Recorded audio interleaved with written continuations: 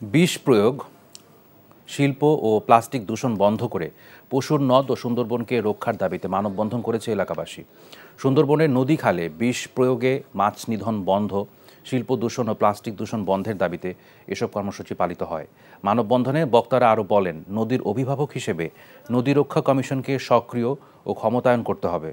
নদী দখল ও দূষণকারীদের তালিকা প্রকাশ করে তাদের বিরুদ্ধে আইনানুগ ব্যবস্থা গ্রহণ করতে হবে।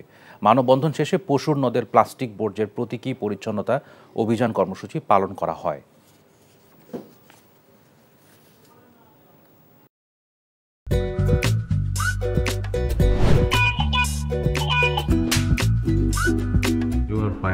লোকটা একটা মেন্টাল। নিশ্চয়ই এই লোকটা প্রতিদিন বউয়ের সাথে উড়া ধুরা ঝগড়া করে আসে।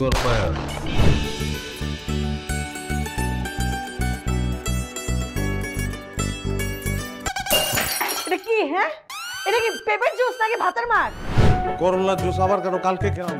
ডাক্তার তোমাকে 3 বেলা খেতে বলছে, আমি সেখানে 1 বেলা দিচ্ছি। 3 বেলা করে দিব?